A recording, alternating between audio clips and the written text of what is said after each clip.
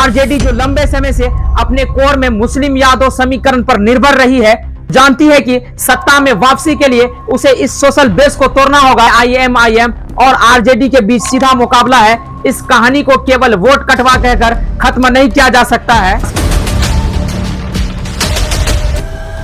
नमस्कार दोस्तों, आपने बिहार की सियासत का जो माहौल बताया है वो केवल चुनाव नहीं बल्कि एक पूरी पॉलिटिकल सर्जरी की कहानी है।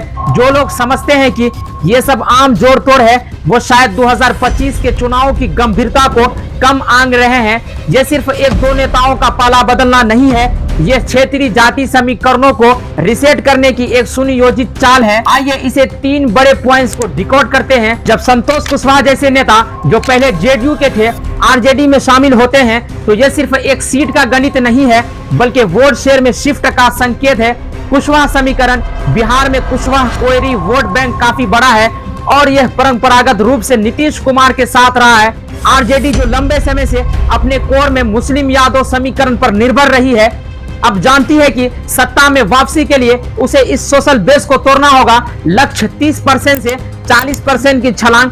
आरजेडी का मकसद है कुशवाहा, ईबीसी, अति पिछड़ा वर्ग और महादलित समुदाय के कुछ बड़े चेहरों को लाकर अपने वोट शेयर को 30% के दायरे से निकालकर निर्णायक 40% के पास ले जाना है। संदेश स्पष्ट है, ये move NDA, BJP plus JDU के सबसे मजबूत पिलर अत्यंत पिछड़ा और पिछड़ा वर्ग में सीधा सेंध मारी है।